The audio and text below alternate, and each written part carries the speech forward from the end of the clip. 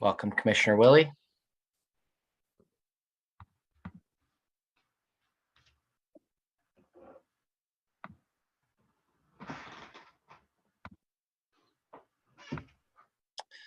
All right.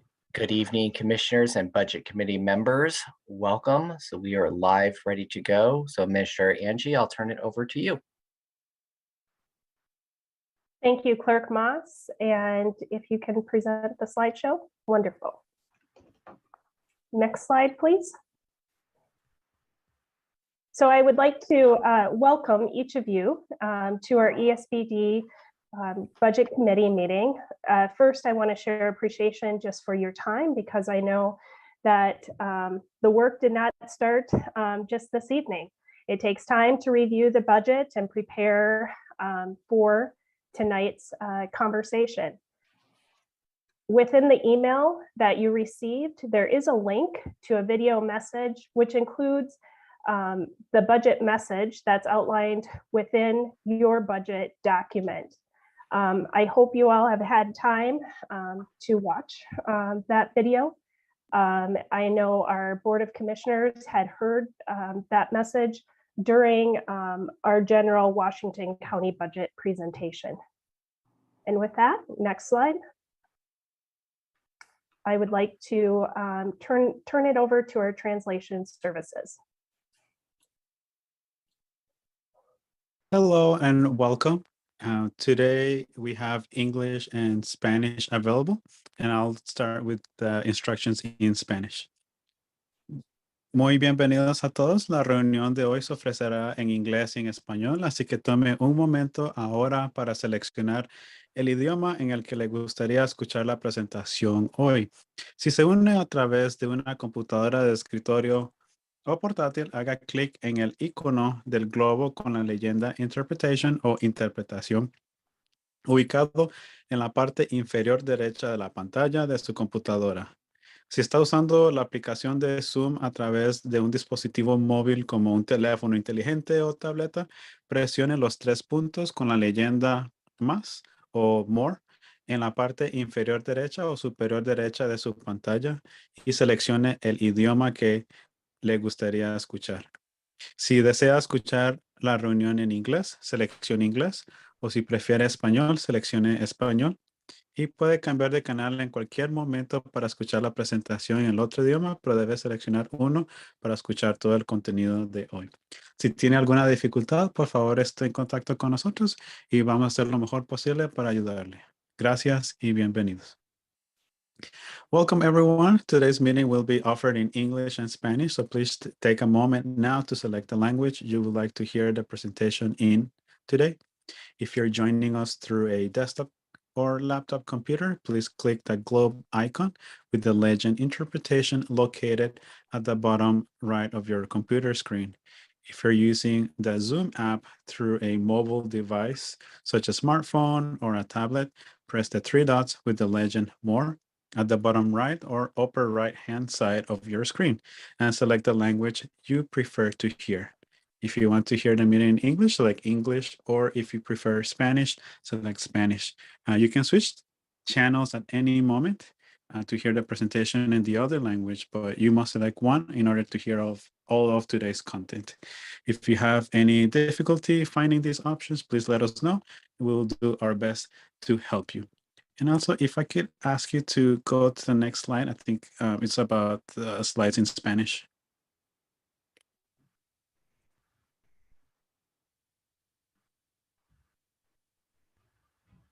Next slide.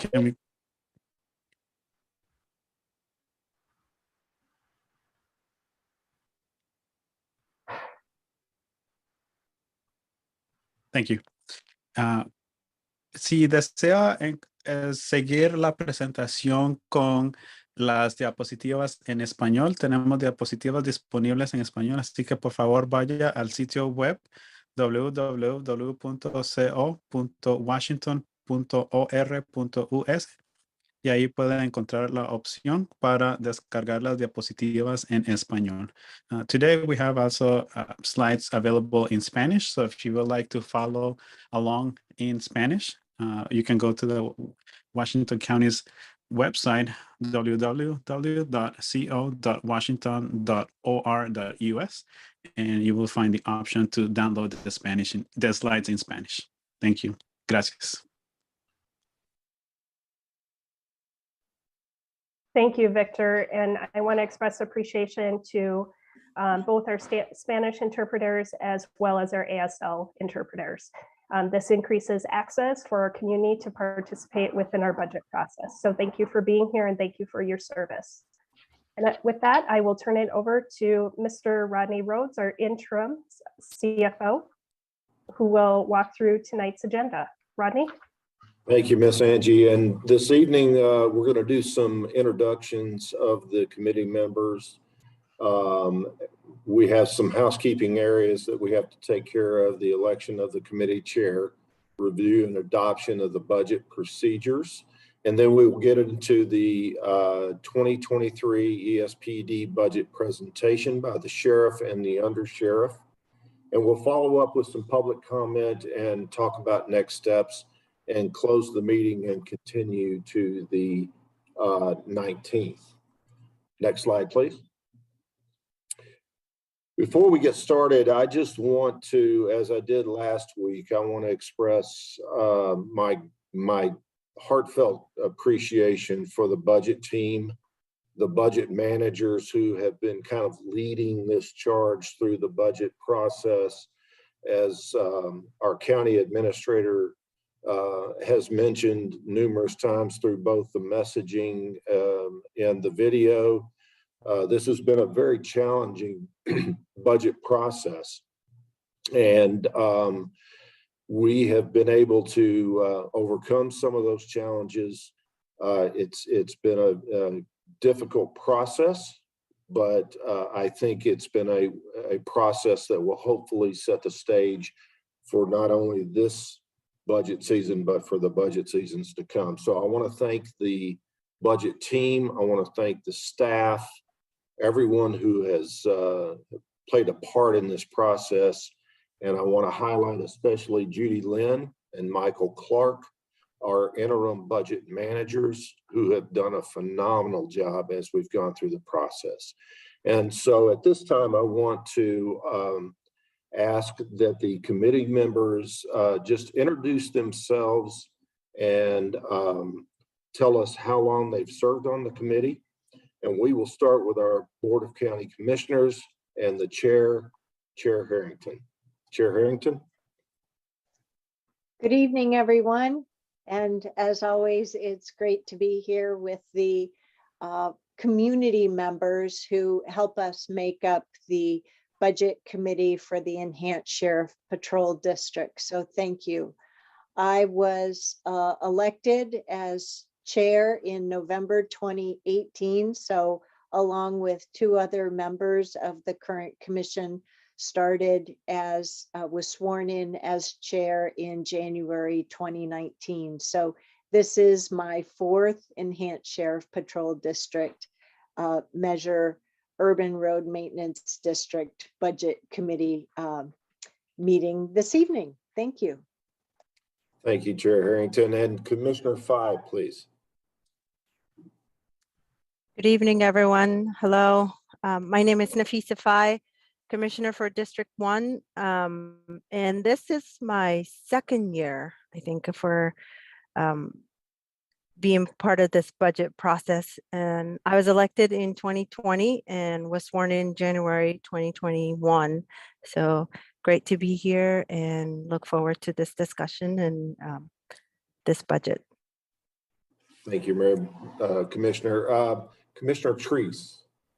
Good evening, everybody. My name is Pam Treese. I'm Commissioner for District 2. I am happy to be here. This is my fourth budget cycle as well. So, beginning to understand all the different parts, and as there are many parts to all of this, but I do especially like the work that we do here on the ESPD. It's very important to me, and it's really important to my district. So thank you. Thank you, Commissioner. And Commissioner Rogers, please. Good evening, Roy Rogers. I represent District 3, which is in the southeast quadrant of the county, and I have been on the budget committee as long as you have an ESPD. It's been a great program for particularly our urban unincorporated area. So good to see everyone tonight. Thank you, sir. And Commissioner Willie. Yeah, good evening, Jerry Willie, Commissioner for District 4, which is basically the western side of the district, extending out over our rural areas as well. And this is my 4th year on this budget committee. Thank you, sir. Starting with our community members, Mr. Lira. Mr. Lira is currently not on. Thank you. Community members, Fields, excuse me. Good evening, everybody. My name is Sean Fields. I'm a resident of Washington County, and this is my first time on the budget committee. Thank you. Welcome, sir. Ms. Laird? Hi, my name is Melissa Laird, and I'm up in the Bethany area. And this, I believe time flies fast, but I think this is my 3rd budget committee meeting that I'm part of. Glad to be here again. Thank you for your service. We appreciate it. Mr. Eck? Yes, my name is Raymond Eck. I have recently moved from the to an area to Bethany, the Bethany area. So I have basically changed commissioners, Commissioner Rogers to Commissioner Treese. I am the past chair of ERMDEC and have now passed it on to Melissa. So we were interested in all this, and thanks for having us. Thank you. Bye. Thank you, sir. And finally, prior chair, Mr. Barron. Good evening. Yes, my name is Stephen Barron, and this is my 3rd budget cycle. And as a government employee as well, I just want to say I appreciate the budget committee or the budget committee and the people working on the budget this year. I know it's been a tough one. Thank you, sir. I appreciate it. Next slide, please. At this time, a little housekeeping. We need to elect a new chair for the committee, and that will start with a nomination and a second for the new chair.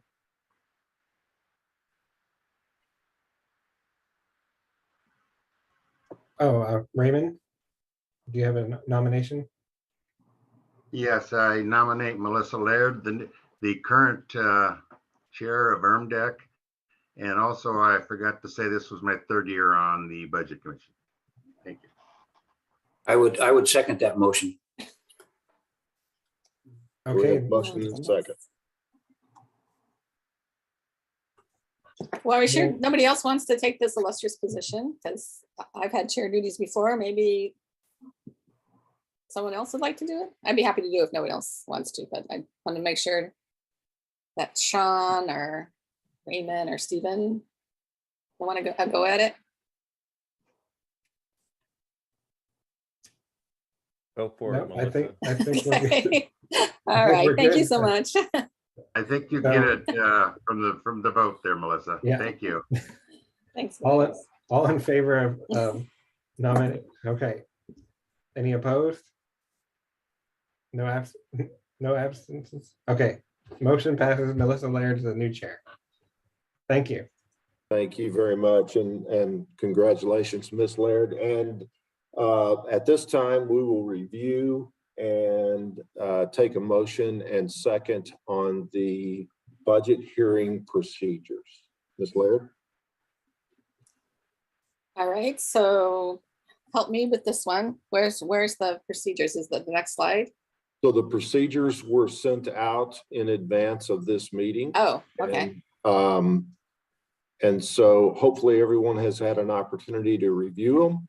And we would need a motion and a second to approve the procedures. All right, with that stated, do we have a motion to approve the procedures? Raymond, your hand is up. I put a motion in to go along with the procedures. Okay, is there a second? Second. I'm not sure who said that, but hopefully Who was the second? There's me. Saban, okay, thank you. All right, we have a motion and a second. All in favor for accepting the procedures. Roy, did you have a question? Oh, you just approved it. All those in favor, say aye or raise your hand. Aye. All opposed, say nay. So approved. Very good. Thank you very much. Next slide. Oh, we're there. Thank you. As we have done with previous committees and going forward, we strongly encourage community input. We will provide an opportunity at the end of this evening's presentation for community input. Each individual will have 2 minutes to speak. Community organizations will have 5 minutes. And if you're not able to speak this evening, we encourage you to send an email to the email address on this slide.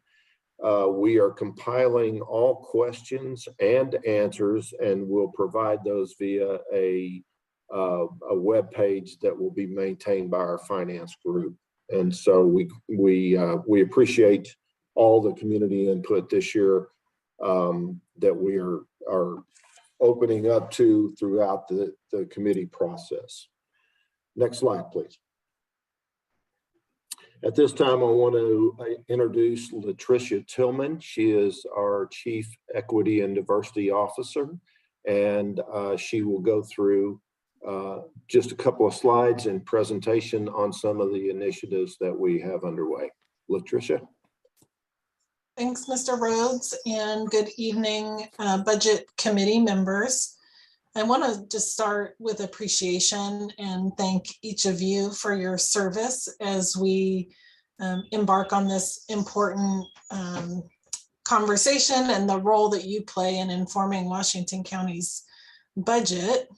I also want to appreciate last year's Budget Committee direction to build equity into the Washington County budgeting process, and for staff within the Office of Equity, Inclusion, and Community Engagement and across the county for taking on the challenge to work with the budget equity tool that we developed over the past year and to launch into this new process.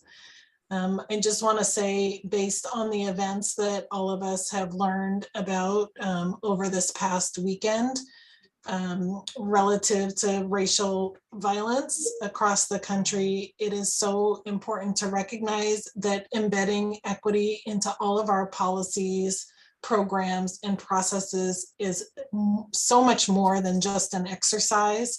It is really about assuring that we have a community in which everybody can live and thrive.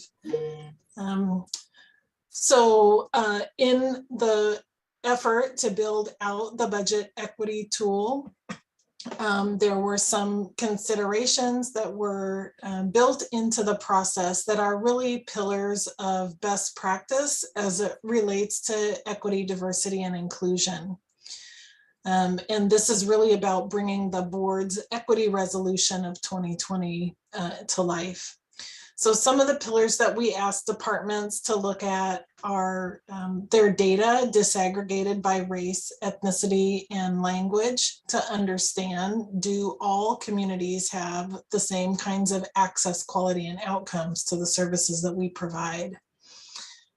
We asked departments to very much listen deeply to community concerns, particularly communities who have been historically marginalized by governmental processes, and to provide transparency into their budget making deliberations in terms of where investments are made relative to culturally specific, culturally responsive services, staff development, and strategic approaches to addressing inequities that are documented in their data.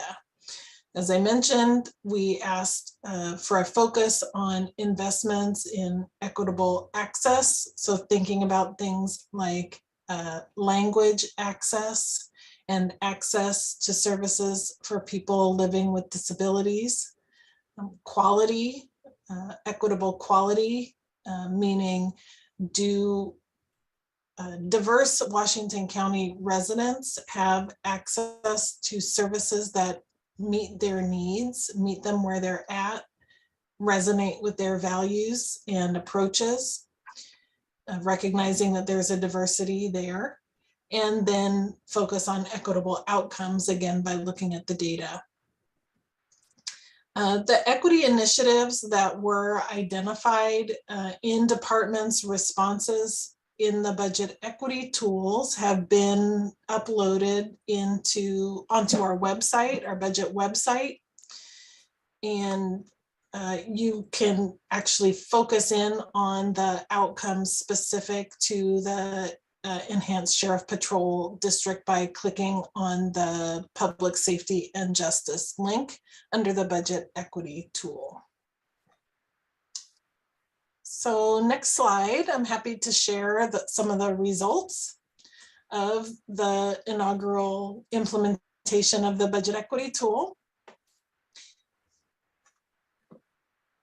It was very exciting to see the outcomes of the budget equity tool and recognize that we're really building off of intentional work, good work from all of the departments.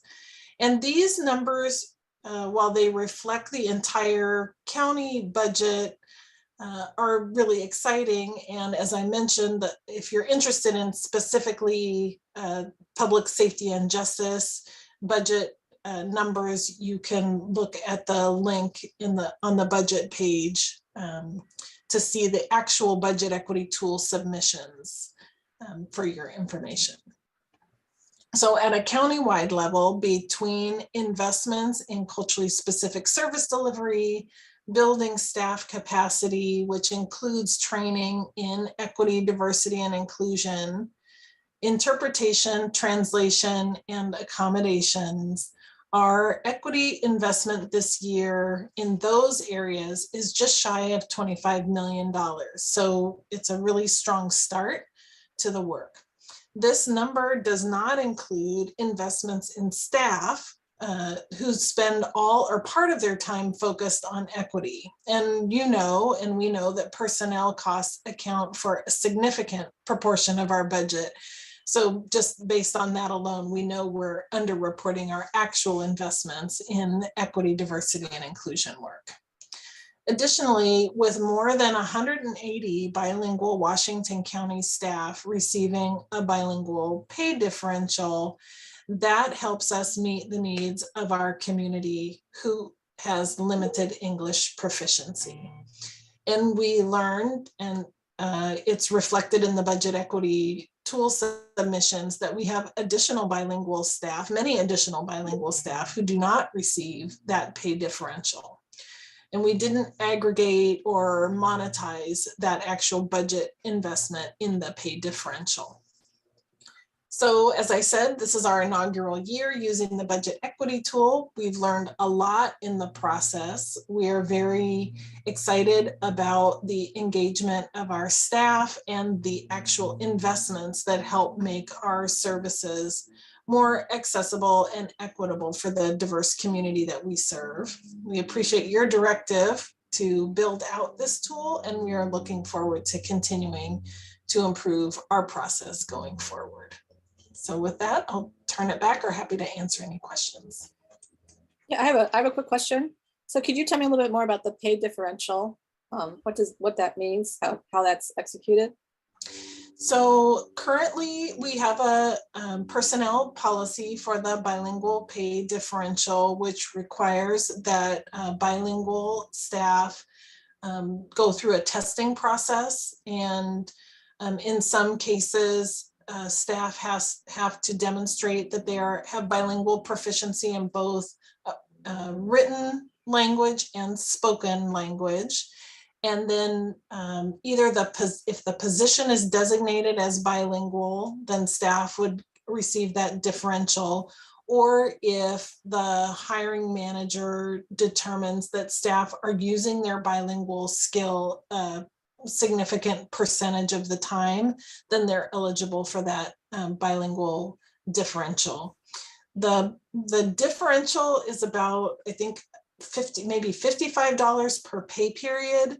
And we are currently in the process of reviewing the whole bilingual pay policy so that we can update it, make sure it's competitive with other jurisdictions, make sure that we're using best practices and keeping a clear differentiation between utilization of bilingual skill, which is separate from being an interpreter, which is separate from being a translator. And many times people conflate those skill sets and put a lot of work onto bilingual staff. And so the new updated policy will clarify that, but continue to value and validate the importance of bilingual staff using their language skills to meet the needs of the people that we serve. Great, thank you so much. I appreciate that. Thank you for your question. Okay, next slide, please.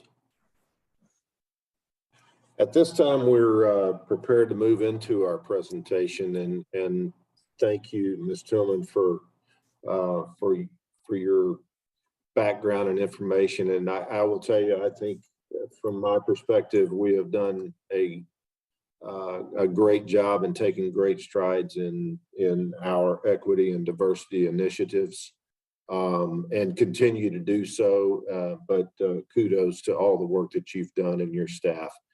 We greatly appreciate it. At this time, I want to introduce our Sheriff, Pat Garrett, and Under Sheriff John Cook. They will walk us through the presentation this evening. And just as a friendly reference, if you are looking at your budget summary, you can refer to page 312 of that budget summary for the background information regarding this particular presentation. And with that, I'll turn it over to Sheriff Garrett and Under Sheriff Cook. Thank you, Mr. Rhodes. Good evening, everybody. Sheriff Pat Garrett here, joined with Under Sheriff John Cook. And I want to begin tonight by lifting up the victims of Saturday's mass shooting that killed 10 people in Buffalo, New York. It's worth being clear that 11 of the 13 victims shot are Black, including a retired police officer working security who valiantly tried to stop the killing. As FBI Director Christopher Wray told the United States Senate Homeland Security and Governmental Affairs Committee on September 21st last year, the top domestic threats we face as a nation are from domestic violent extremists categorized as racially motivated violent extremists. These extremists who advocate for this, do advocate for the superiority of the white race were the primary source of lethal attacks perpetuated by domestic violent extremists in 2018 and 2019. Those most responsible for violence in 2020 were anti-government extremists. While our hearts go out to everyone impacted by the racist motivated atrocity in Buffalo, community members in Washington County, Sheriff's Office staff, Washington County leaders, Washington County staff honor diversity, including racial diversity. It's worth repeating. We honor racial diversity. Values matter. We celebrate its richness, and I know our viewers do as well. We remain committed to protect all people in our community, including our Black brothers and sisters. Our commitment to protect diverse community members extends to our Indigenous community and other people of color Saturday in Buffalo was an attack on Black community members. And we honor and support those lost in Buffalo. We honor and support those that work to help the Buffalo community. And I thank you for your patience for allowing me to open. Granted, that was a bit of a heavy message, but it's absolutely appropriate to begin tonight to honor our community in that way. So myself and Under Sheriff Cook are honored to present to you tonight's budget request. It also allows us to share just a bit about how we are expending those funds that you allocated to the ESPD budget a year ago. And with that, I'll turn it over to John. Thank you, Sheriff. Next slide, please. And into the next slide. So we're going to talk about the Enhanced Sheriff's Patrol District. It was established to serve the more densely urban areas outside of the cities that required more police services than the rural areas. Before ESPD was established in 1987, staffing in the rural and urban unincorporated areas were about 1/2 an officer per 1,000 residents. In 1987, the 1 officer per 1,000 standard was adopted by the urban unincorporated areas. The service level was recommended by a public safety review committee that was established by the Board of County Commissioners in 1986. The Board of County Commissioners formed the district and sent it to the voters who approved it in 1987. Soon thereafter, that raised the limits, the officers per 1,000 in the urban unincorporated areas to 1 officer per 1,000. The Washington County Sheriff's Office has been honored to provide these services to the district for over 30 years. Voters have continuously improved this funding, and we're optimistic about tomorrow's election that we will continue to be able to provide those services. Next slide. This is a map of Washington County, and the overlay is the urban unincorporated areas.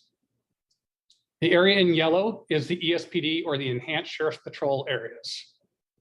Off to the right of the screen, you can see the different communities that are serviced by ESPD. There are about 214,000 residents that live inside the urban unincorporated area. It's a little over 1/3 of all Washington County residents. Essentially, the areas outside the cities, inside the urban growth boundary. ESPD levy funding services focus on those community members living and working inside the Enhanced Sheriff's Patrol District. Next slide, please. These graphs show how we derive our officers per 1,000 based on our funding. The bar graph on the left shows the Enhanced Sheriff's Patrol District areas, with a little over 1/2 of an officer per 1,000 provided by the ESPD levy.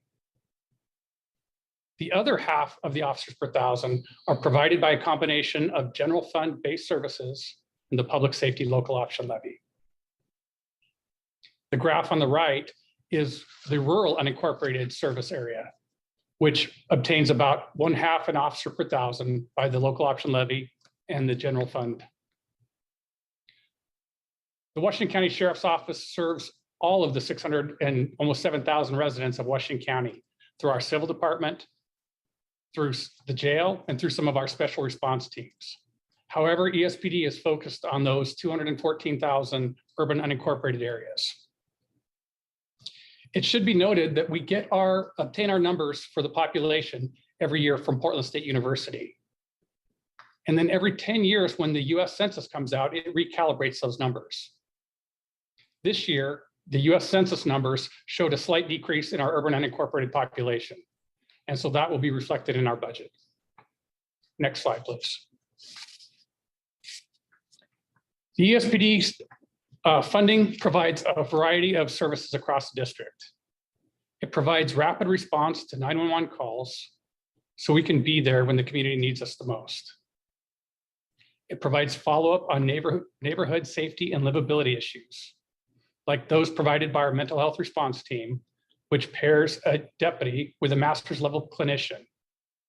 They respond to community members in crisis and are often able to divert them from the criminal justice system. The ESPD also provides us the ability to best prepare our deputies to respond to emerging issues across the district, such as stolen packages or vehicle thefts. By using GPS trackers inside bait cars and packages, we're able to address these crimes. We're also able to address other emerging threats by equipping our deputies with naloxone. So when they arrive on an opioid overdose, they're best geared to save lives. Last year, deputies revived 42 individuals who were experiencing an overdose. ESPD also provides us the ability to train in crisis intervention and de-escalation to respond to those in crisis. In addition, we're able to build de-escalation techniques into our scenario-based training. ESPD also provides us the resources for an integrated response, such as our HOPE program, where we are able to partner deputies with Washington County housing and community-based organizations to serve those houseless community members. Our deputies respond to calls in the encampments, they evaluate risks of the encampments, and then they work with the neighbors in the house community to address livability issues. ESPD also provides us the ability to respond and investigate crimes when an ESPD resident is a victim, or when the community safety is in jeopardy, such as with DUIs, driving under the influence intoxicants investigations. Next slide, please. This graph shows the NIBRS crime rates.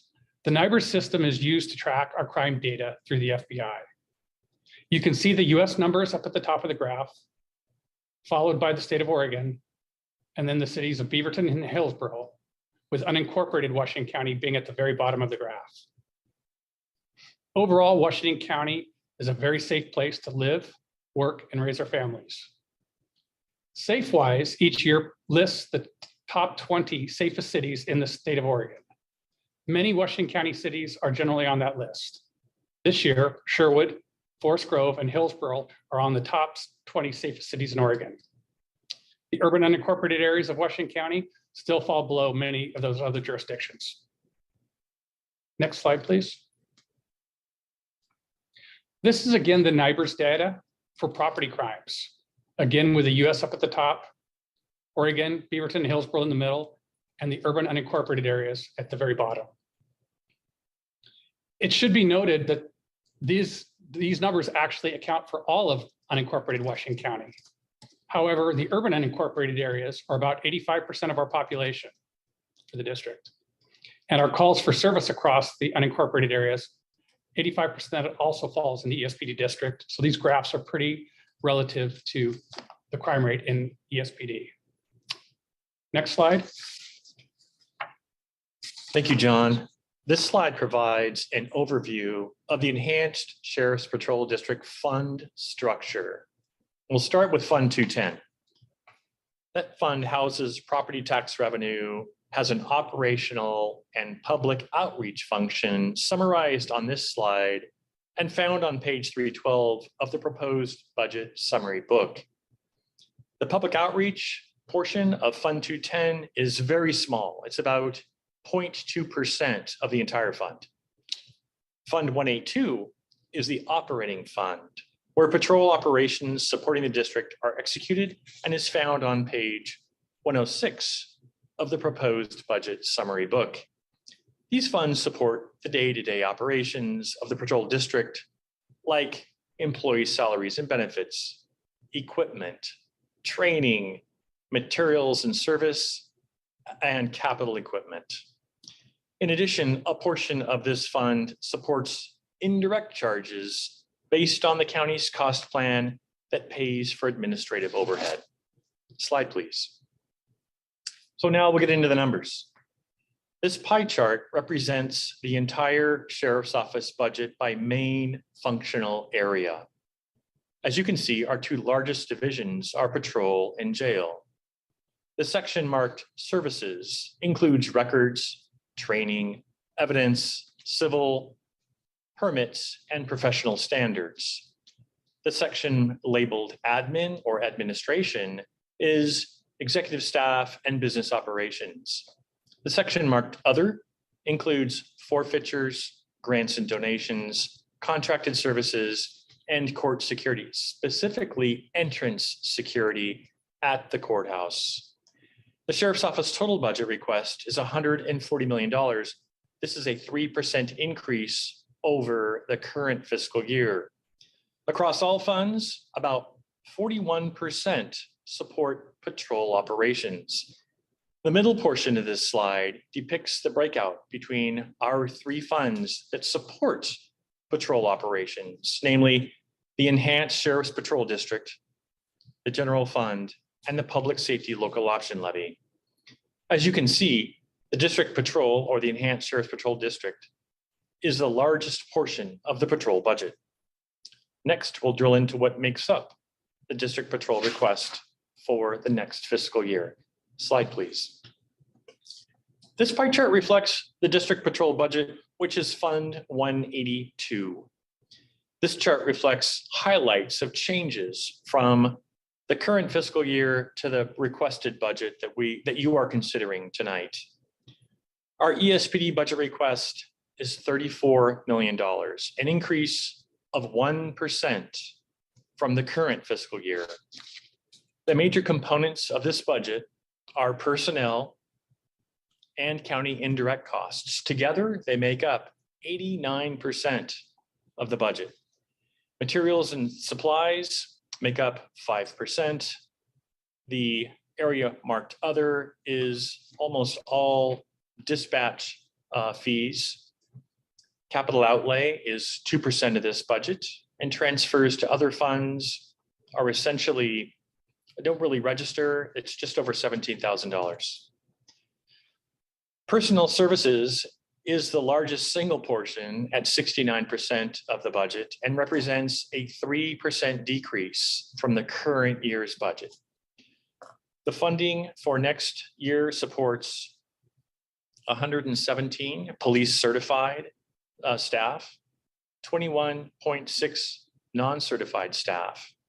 And importantly, as the undersheriff referenced earlier, this budget reduces 13 patrol deputy positions with the 2020 census results that reduced the district's population by about just over 23,000 residents. Materials and supplies, our request represents a 3% increase from last year's request and includes communication services, costs for training, service contracts, duty gear, defensive tools, antenna, small tools, fleet costs, and supplies. The portion marked other, as I said, that's almost exclusively our dispatch fees and represents a 1% increase compared to last year's request. Interdepartmental, those costs are set by the county cost allocation plan. This also includes an IT project, hardware and software needs, our electronic citations system, and scheduling for our field training and evaluation program software to help us train new deputies. Operating transfers to other funds, very small dollars, 17,000 in relation to the entire budget, very small. It includes a facilities project for a report writing room at our service center east. Finally, capital outlay, only 2% of our budget, but represents a significant increase over last year, primarily because we have 8 replacement vehicles reaching end of life that we're requesting to replace this year. Compared to last year's request, we replaced only 1 vehicle. Slide, please. Consistent with our commitment to be a learning organization, our training center's Mock Main Street helps provide excellence in scenario-based training to refine communication, coordination, and de-escalation strategies during rapidly evolving incidents. We improve policy through frequent review from maintaining national accreditation, input from our staff and our community, and more recently, from outside experts we invited to review our use of force policy, training, and procedures. We strive to tailor services to meet emerging community needs. Examples include addressing the rise in car thefts and other property crimes and domestic violence, and being part of an integrated response with our partners to those experiencing behavioral health challenges, and providing a public safety response to increased overdoses and abuse of drugs like fentanyl, OxyContin, and other drugs in our community, and providing training updates for our staff so they are prepared to take action when a bias crime occurs. This approach aligns with our priority to listen to our community and reflect what we hear because it's the right thing to do. It aligns with our service vision. And as the undersheriff referenced earlier, every 5 years, voters get to decide whether to continue supporting these services delivered by our team. I want to restate my appreciation to our Board of Commissioners for their support last year to deploy body-worn cameras to patrol deputies and corporals. The program became fully operational last November. While cameras have limitations, the technology is proving very beneficial, and I'll just cover three things we've learned so far from our experience. Cameras are helpful at gathering facts in certain cases, like driving intoxicated, and also in complaint investigations. Number two, the kind of cloud storage provided by our system is incredibly efficient. In an automated way, it provides needed video to our prosecutors and to defense attorneys without having another staff person making that delivery through a system. It's been extremely important from an efficiency standpoint while also being effective. And then number three, we know that ongoing training is going to be necessary as law, policy, and best practice change. Slide, please. Being adaptive to our community is central to keeping our community safe and our service delivery strategy really on point. We are building more robust houseless outreach and program engagement, a program with our partners to deliver a multi-sector integrated service to connect those who are unhoused with services. As you likely know, the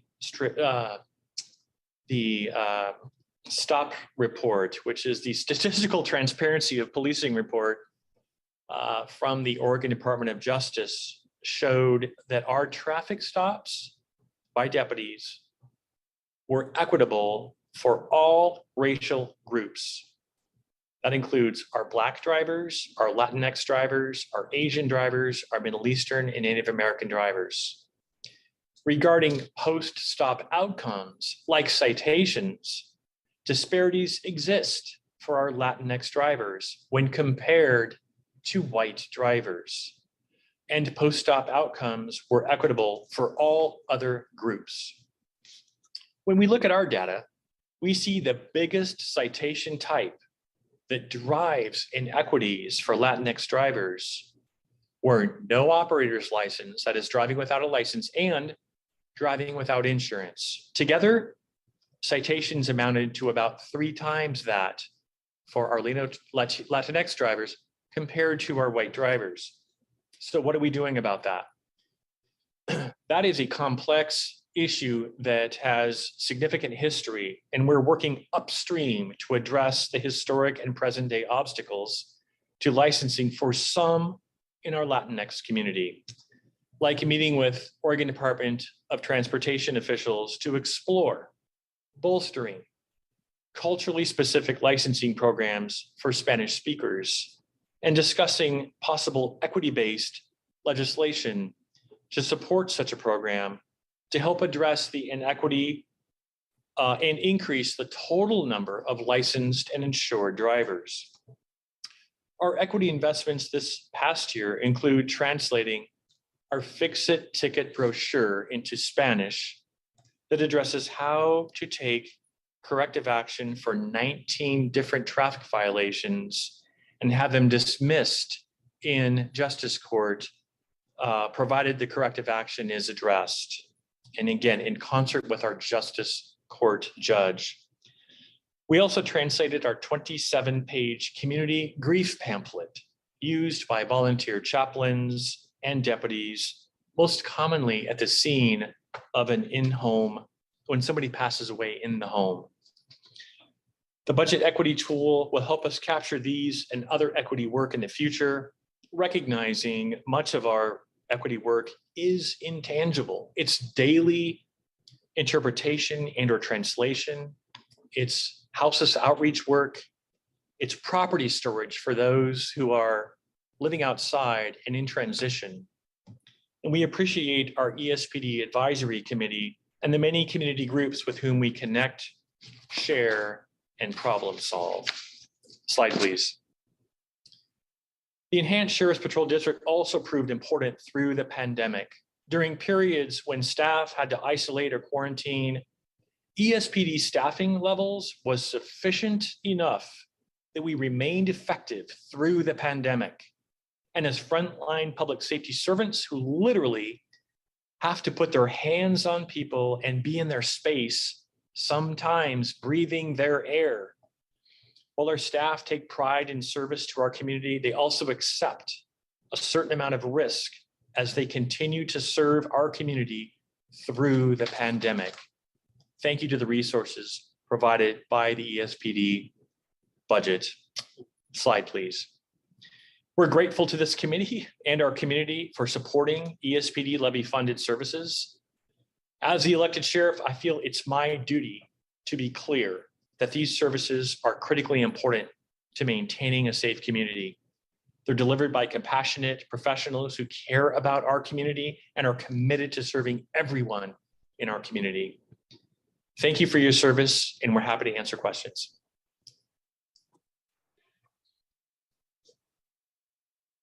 Thank you, Sheriff and Under Sheriff Cook. We greatly appreciate the presentation. And at this time, I'm going to turn it over to Chair Laird for committee questions and discussions.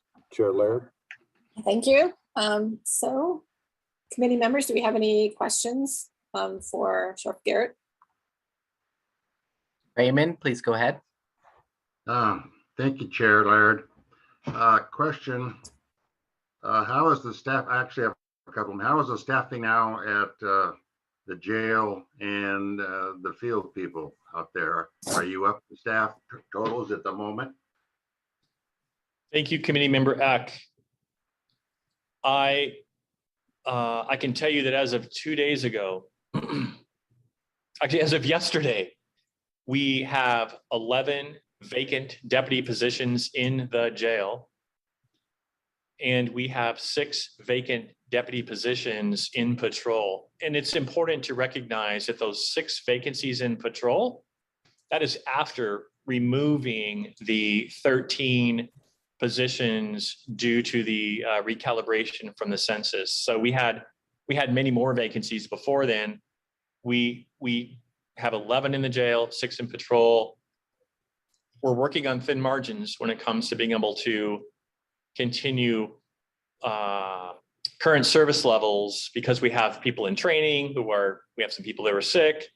If nobody took a vacation, we'd be a lot better off, but we have to have rest and wellness and provide people time off. So that's our current situation. Okay, number 2 that I had was the population you said went down 23,000. Would you say or know that the most of it because of annexation by, say, the city of Hillsborough or the city of Beaverton was probably the reason for this? Because I would say Washington County unincorporated area is still growing pretty good. So somewhere there's got to be a differential.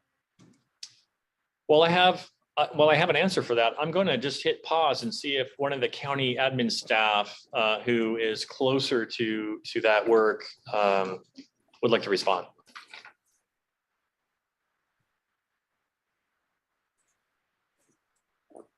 Okay, so I'm just going to tell you what I know from talking about the population adjustment.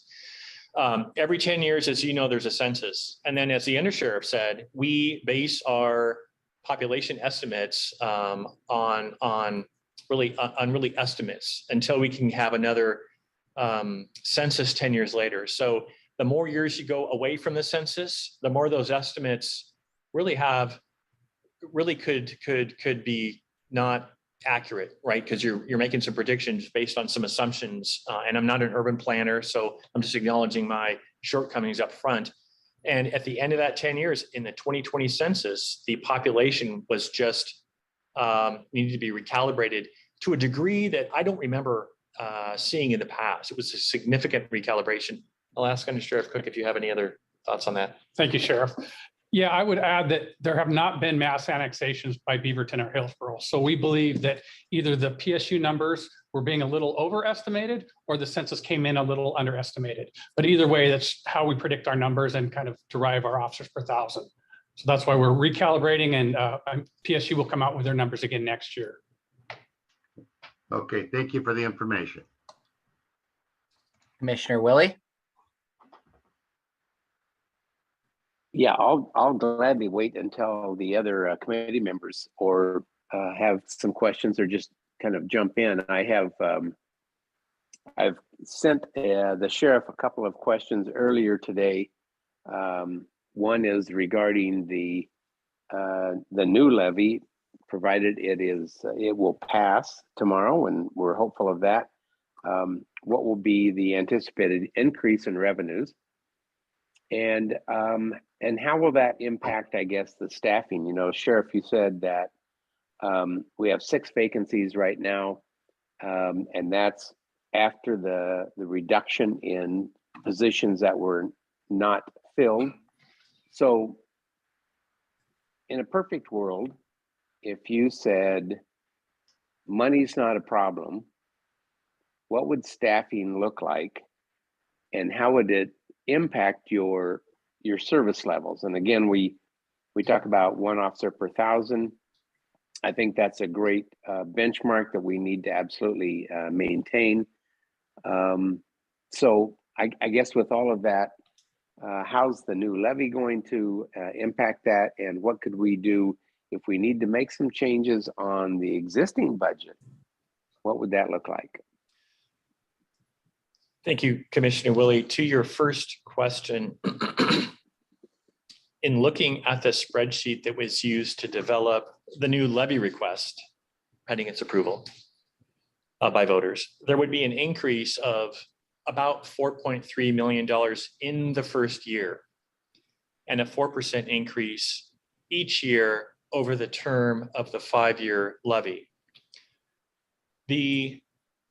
The unspent contingency becomes part of the fund balance, Fund 210, if you will, the parent fund. And its purpose is to include having enough funding available to really pay the bills through November until the following year's revenue comes in to Fund 210.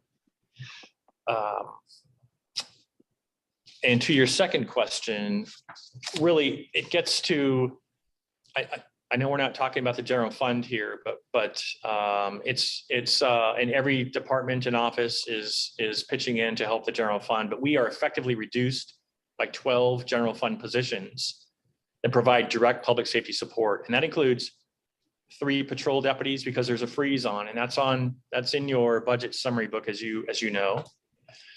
But that's again about $450,000 for the 5-year period that would for a 1-year period that would fund those 3 positions. 3 jail deputy positions are also froze, as are 3 jail services technicians. And then importantly, general fund budget is unable to support the 3 patrol deputy position adds based on population growth. So we're growing in population, but we're just unable to support the general fund adds commensurate with population growth. So eventually that will have an impact on service delivery or the ability for staff to basically keep up. I'm thinking back to 2009 and 2010 after the housing market crisis. we had, frankly, vacancies that were of significant numbers, so they were short lived. So we do have real consequences as results, and we'll just continue to recruit and hire into the ESPD funded positions. We're just grateful that we're able to continue to do that.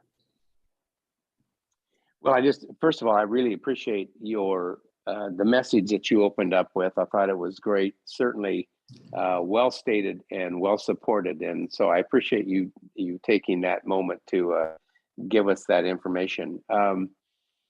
Also, I just think that your department, our sheriff's department, is doing a phenomenal job. As you know, over the past couple of years, public safety is the top concern that we have as citizens and as constituents in Washington County. And I just think you're doing a great job with that and realizing we have budget restrictions and certainly concerns about that. But I think you're doing a great job of reaching out to all of our communities of color. And I think we're doing a great job. So just want to say thank you for that. And we'll do whatever we can to get this levy passed and certainly make sure that we sustain our public safety levels in Washington County. Thank you. Commissioner Rogers. There we go. Get off of mute there for a minute and I'll lower my hand. Yeah, thanks, Pat. We all share that public safety is a core service. Before we did a lot of things, and I suspect back in the 1800s when this county was really formed and became what beginning of what it is today, public safety was essential. You and I, if we wanted to project out 3 and 5 years, we're not going to be looking at each other. We won't be here. But I'm curious because I've done this with the county, and I'm curious with you and your thoughts, because I know you to be a very forthright kind of guy. With the compression of dollars, we understand they're coming, and you were talking a little bit on the general fund side, and that was Jerry's kind of thrust of where he was going. But can you tell me, both on the general fund as well as ESPD, what you project out 3 and 5 years? I know this is an annual budget, but sometimes budget committee members need to put in the back of their mind what blocks they're going to be putting on top of these blocks in the future. So if we continue to compress without any change in revenue base, what's that going to look like generally in the county side? And then you kind of picked at that a bit. But how about the ESPD? How about what's going to happen if there is a lot of annexations? What's going to happen if there are not a lot of annexations? Just kind of take out your crystal ball, and you don't have to be the sheriff that has everything down to the net's eye, as they say right now. But tell me what you're looking at. Thank you, Commissioner Rogers. I am a strong proponent of local communities choosing their service provider. And in that regard, it's difficult to speculate on where the district will be 3 to 5 years. As the undersheriff said, there have been no significant annexations. However, there have been annexations, and there will continue to be annexations. So I just think we're going to continue to do the best job that we can with the resources that we have. I not kidding anybody. I am concerned about the base service level because of the constraints on the general fund. But I'm in a very large group of county leaders who have similar concerns. I just know that we have staff who are committed to doing an excellent job in our community when it comes to public safety, and they're going to continue to do terrific work.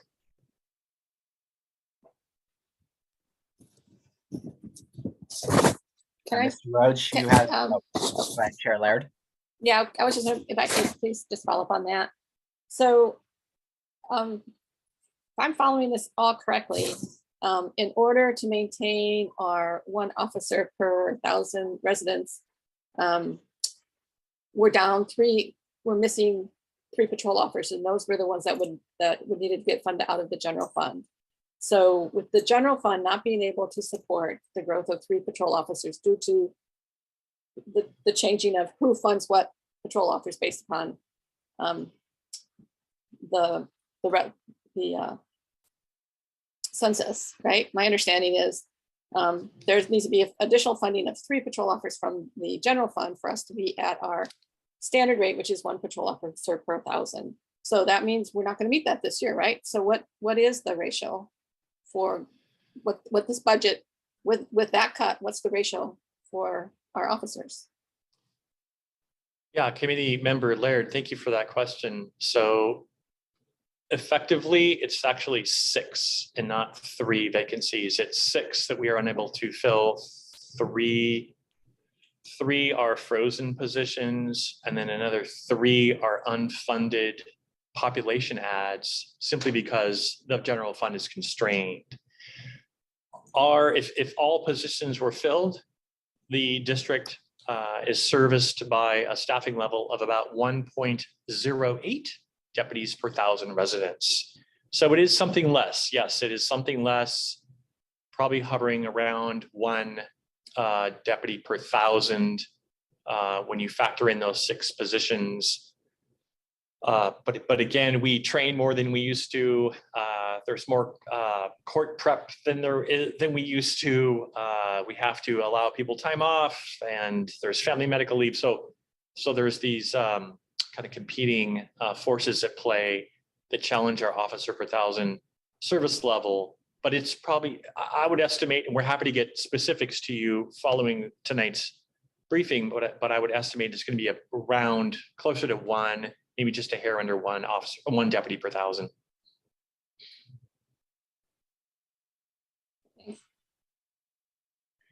Mr. Rose, you had a comment?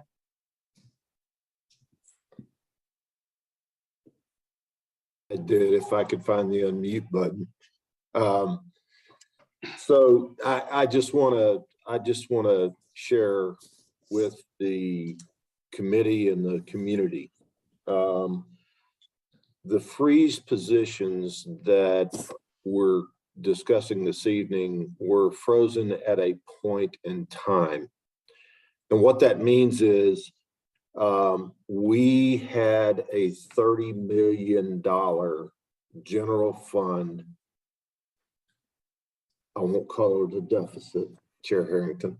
I'll call it a hole that we had to dig out of. And that $30 million was very, very challenging for us. I want to address the reasons for the $30 million general fund deficit very briefly. One, there was a use of one-time funds for ongoing expenses. When you use one-time dollars for ongoing expenses, over time, that catches up with us. It's caught up with us. We have a challenge ahead of us, not only for 23, but for our ongoing years that we have to deal with as a county. That's going to take some work. We will get there. I want to also stress that we do understand the public safety needs. We've had a lot of discussions with the sheriff's office, not only for patrol, but for jail operations. We also have challenges for community corrections. Internal services are also a challenge for us. So we have multiple challenges that we have to deal with. And we are currently undergoing we have a committee that's been created that reviews all of our position vacancies, prioritizes those vacancies, and makes recommendations to the executive leadership team on what frozen positions currently exist that we need to release to be posted and filled based on a countywide community need. We also need to, and I'm just going to say it from a long-term strategy, long-term county strategy perspective, begin to prioritize with the Board of County Commissioners the necessary steps that need to be taken to identify the core county services, including public safety, judicial, transportation, you name it. But we need to identify those core county services and begin to identify steps to direct funding to those core county services. And then above and beyond that, identify where the county wants to focus its attention beyond those core county services. So we have a lot of work to do. It's going to require a great deal of cooperation between both elected and appointed officials to make those tough choices. And it may include, in some cases, reduction through attrition. I will tell you that I am extremely proud of where we have gotten this budget year with our existing staff. We have not had to lay off individuals. We've not had to furlough individuals. We've not had to reduce salaries. And in fact, have included in this year's budget COLA increases for all of our employees, included the union folks and non-union folks. And so I am extremely proud of the work that has been done to get us where we are. It hasn't been without struggle. We acknowledge that. The sheriff has participated and continues to participate in all of the efforts, and we greatly appreciate those efforts. We've got some more work to do. There's more work to come, but it has been a challenge, and I just want to applaud again the sheriff and everyone else that has taken place in that effort to try to get us where we are today. So I wanted to share that with you as the committee. I think that we do have some work to do, and we'll get there. We will get there. So thank you. Can I just jump on that one again, just real quickly, Pam, before we go to you? So when we talked a little bit about this on last week, that those positions that are frozen and the new ones was a point in time, and there still needs to be that prioritization of them. And I think what's important to remember when you're looking at all of that, that a lot of these frozen positions are in the sheriff's office and public safety, which, as we all know, has been a very hard place to hire these days with the mindset of the county and just the tough job that the police have. So it's great that we haven't had to lay anybody off, and that the people who are still here are getting well paid and COLA increases. But those that are frozen are frozen for different reasons. And for the sheriff's office, it's a really right now very hard time for them to be hiring. So to continue to I don't know if the word's punish, but to continue to look at those, well, they're frozen, that's not a real person here, therefore we can just keep it frozen. Doesn't look at the bigger picture, which is, it's hard to hire there. And if we don't keep actively trying to hire new people for the jail and the patrol officers, it's just going to exacerbate that problem going forward. Because as we know, and what, Sheriff Garrett said, the training it's a lot of time to spin up a patrol officer and a jail officer, and there's a lot of training and consistent new stuff and more stuff that they have to do. So these are hard positions to hire and hard positions to train. And just because they're frozen now doesn't mean that, oh, that's good, we can just keep them frozen. That saves us from the budget process. I think we really need to look hard at making sure we staff the sheriff's office appropriately, independent of how many are frozen. No, thank you, Chair Laird. I appreciate those comments. And We absolutely are doing that. We've got a team that's been assembled that internally reviews vacancies on a weekly basis. We do acknowledge and recognize the number of vacancies that we have, and so we are reviewing those. As a matter of fact, our team has been meeting twice a week to go through those and to begin to make recommendations to the executive leadership team. So thank you for your comments. I greatly appreciate that. And we are not, we do acknowledge that. We certainly do. Thank you. Commissioner Treese. Thank you. And thank you for the discussion that I just heard. I appreciate the comments. I just wanted to echo Commissioner Willie's comments and be appreciative of the work that's gone into this budget. And I said it when I introduced myself. You know, we are elected by our districts. We work for the whole county, but my district has such a large. It's a large piece of the ESPD, and I just want to express my appreciation for the work that's gone into to this budget. The other thing I wanted to say is I wanted to express my appreciation to Sheriff Garrett for opening tonight with your comments about the hate crime that happened in Buffalo. And I just want to underscore and express my appreciation for you opening tonight with that. So thank you. Chair Harrington. Yes, thank you. So Sheriff Garrett, I know that for our job postings, you have a continuous posting for patrol deputies and continuous postings for jail deputies. I'm wondering, since no one has asked yet, if you could highlight for us how many positions you tend to have open at one time on average for patrol and the level of time that it takes for training, so on and so forth. Just a brief background, so because I haven't heard it described at all, and I know you're really good at it. Well, thank you, Chair Harrington.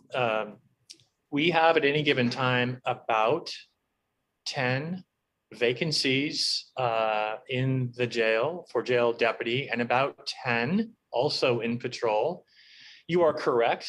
It is continuous open application process, and we hire 4 times a year.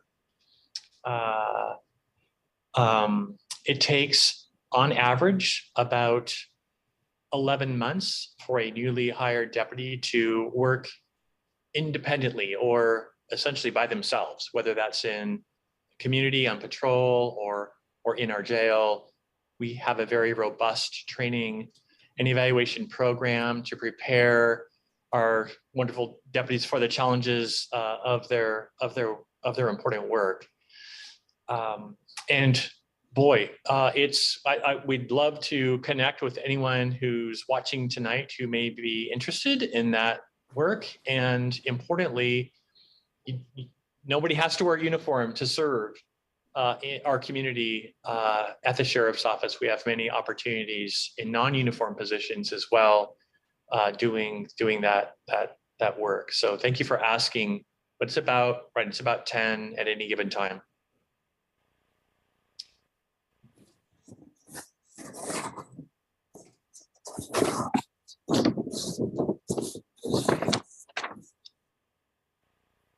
I don't see any additional hands. Chair Laird, for you. Thank you. Thank you, Click Moss. I appreciate all your help and support. I did have one more question, and so just a general question as well. But, you know, with the POLIS report that we've had and that great research that was done and the wonderful recommendations that they put forward, is this budget going to be, it's the overall budget, it's not ESPD, I'm sure, but, you know, totally, is there enough resources to be able to implement some of those really key POLIS recommendations that you have, or is that going to be put on hold or somehow diminished based upon this budget. I'll take that one, Sheriff. Thank you, Ms. Laird. We do not see any budget restrictions right now restricting our efforts with POLIS. There are some really good recommendations. Some we believe we've already started to implement. Some won't require a lot of funding, but maybe some change in policy and procedure. Those that do require some budgetary impacts, we may have to hold those off, but we will be getting together in the next few months to begin implementing some of those recommendations. Great. So is there any, looking forward for this year, are there any things that you have been doing that will get substantially impacted by the new budget, things that you were doing in the past that you won't be able to do going forward?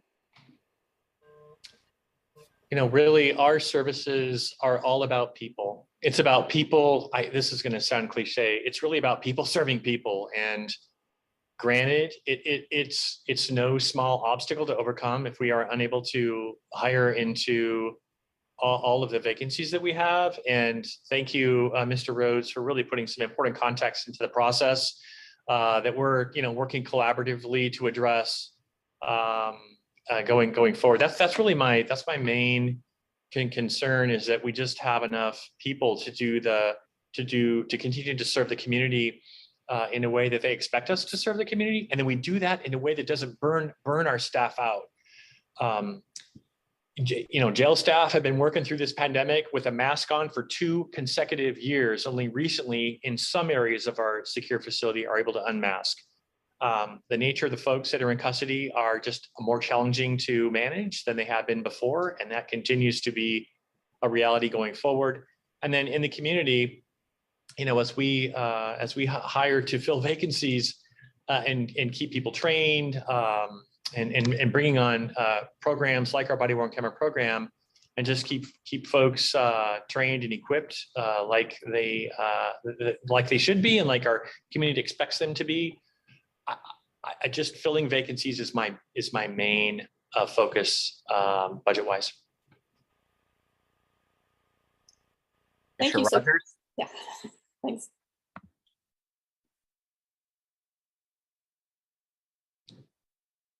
Commissioner Rogers. I think Rodney was next, so I'll let him say what he's going to say, and then I'll follow him.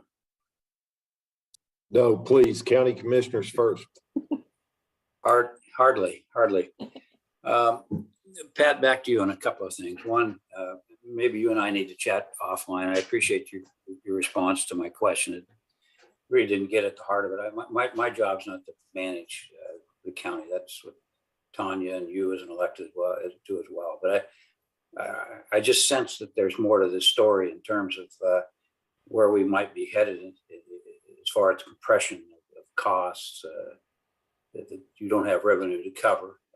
And so we can do that. We don't have to bore this committee, but I would like to see it take the crystal ball, even though I know it makes you uncomfortable. Tell me where we're going, because that's really what's important. That's my comment. Well, my question is this. Reported that one of your sergeants made more money than you did and had to be in the jail.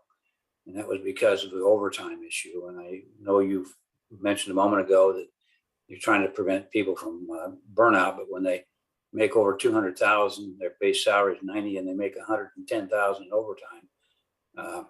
That sounds like a bit of burnout to me. So from perspective of this committee or just the general public who may be watching, you want to at least have some response to that newspaper article, so that you can say why those occurred and are they going to continue to occur.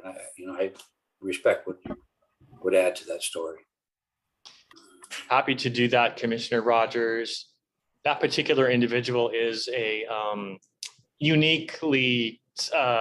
has unique capacity to maintain that schedule. Something that we have watched and monitored and continue to do so carefully. From a general perspective, that kind of overtime pressure that we have on jail staff, granted patrol, there's pressure there as well, but it is more intense in the jail. And when we have staff in the jail who are fatigued and and part of their job is to make critical decisions that involve force and a very dynamic, unpredictable scenarios. That adds risk to the county when we have that kind of overtime pressure and when we're unable to fill vacancies. So that's just something that we monitor very carefully. We recently reopened our jail, as you know, 100% operational. And I was just having a conversation with our jail commander today about our ability to maintain that going forward. So there is some risk that comes with that kind of overtime pressure. That's for sure. It's something that we continue to monitor, and it's cyclical. We currently have a training in-service training event going on right now where we have to retrain, provide sustainment training to all staff. When we do that, we see a peak of overtime in the jail. And then once training is over, we go down in overtime for the next couple or 3 months until we hit a training cycle again. That is one way to kind of define the current situation in the jail. Mr. Rhodes? Thank you, Clerk Moss. For the committee, their benefit and those listening this evening, I just want to tell you that in my 36 years in city, county, and utility district work, I just have to commend Sheriff Garrett and his staff for all the hard work that they have done, the cooperation and understanding of external factors outside of just the sheriff's office, and also the passion that his staff brings to the jobs that they do. And I think they've done a phenomenal job. They understand where we are as a county. They understand the constraints that we sometimes are feeling. And I just wanted to share that with the committee and the public in general before we get into any of the citizen comments going forward. So I thank you, Sheriff. I appreciate that. And I appreciate all the work that you've done and the cooperation that you've shown throughout the entire budget process. So thank you.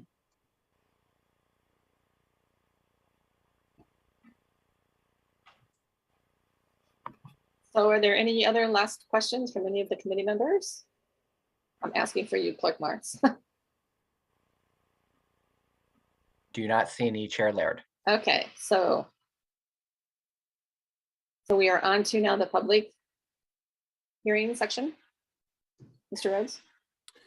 Thank you, Chair Laird. And I'm going to turn this over to Clerk Moss to give some of the guidelines for community input and to begin the process as we go forward. Thanks, Chair Moss. Thank you, Mr. Rhodes, and thank you, committee. So members of the public, this is now the time for public comment on the ESPD budget. This is a reminder that there'll be an additional public hearing on June 1st and at the board meeting on June 21st, but we want to open up for comment tonight. So members will be given 2 minutes to comment, and recognized planning groups will be up to 5 minutes. So would any members of the public listening in like to comment for 2 minutes at this time? Please utilize the raise hand function.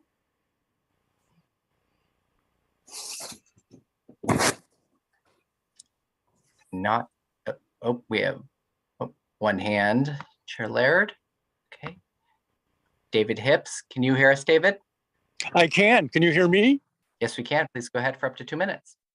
Perfect. Well, I'm a resident in the Garden Home in the ESPD, and we are big supporters of the sheriff's office. And our concern is that the sheriff be fully funded to the general 1.1. I mean, I figure that I've been hearing that the number of calls that his office is receiving each year is increasing. I would venture that the complexity of the calls is increasing, and that the demands and expectations of the public and the commissioners for various services and improvements is also increasing. So hearing the words reduced count and things is, I find, I mean, very troublesome. And also I'd find, given that he says it takes 11 months to bring a new deputy so they can actually, I'd say, function properly, having a cycle where you cut some only years later to have to need to rehire would be a not the smartest business model to follow. So all I'd like to say is I'd hope you can somewhere find in the seat cushions or wherever the dollars to really fully fund the public safety, because it benefits all, every citizen in the county. And I say it's something me and my family feel strongly about. Thank you. Thank you, David. Would any other members of the public wish to provide comment at this time? Okay. Karen J. Karen, can you hear us? Can you unmute, Karen? Yes, thank you. Please go ahead. Yes, hi, I want to direct this to Sheriff Garrett. Hi, Sheriff. This is Karen James. I worked and volunteered in the jail, which I absolutely loved my position there. And you began this presentation with addressing our diverse community and how you are honored and committed to help all people of color in our community. And I applaud this effort. But however, many people living on the streets and in tents in Washington County are white, Caucasian. And why don't we care about these people? I want to point out that many individuals are languishing in your jail, Sheriff Garrett, right now with mental health challenges. There is no room in the Oregon State Hospital to transfer these people to get treatment, and no facilities in our community to treat them. And how are you working with the Washington County Behavioral Health Department to provide for these people so they are not arrested and they do not end up in your jail? What steps are you taking to make sure your deputies are not arresting these people for nonviolent offenses?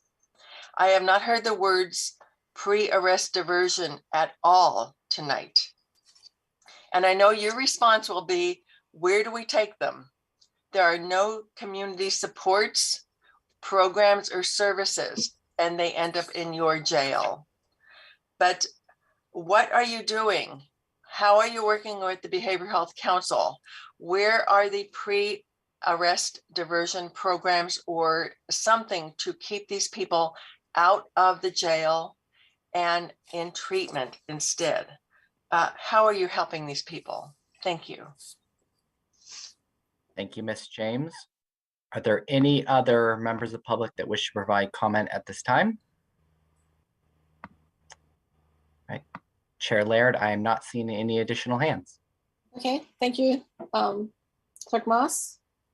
So with that, we end the public input for tonight. And then is there any other business that needs to be done? Raise your hand. Yes, ma'am. Next slide, please. Oh, Sheriff Garrett has his hand up. Oh, I'm sorry. No, thank you, Chair Laird. Listen, these are my closing comments. There have been some generous compliments passed my way. I'm just going to pass them on to our staff. They're the ones who have earned those comments, not me. Ms. James, thank you so much for your remarks. I do remember your work in the jail and I appreciate your volunteering. We're happy to get a response to you. I think we're going to do it offline via a way that either Mr. Rhodes or Chair Laird will provide. Happy to answer your question though in that venue. Thank you. Thank you, Sheriff Garrett. With that, I think we're back to you, Mr. Rhodes. Thank you, Chair Laird. I just want to talk about next steps for our continued meetings and committee meetings.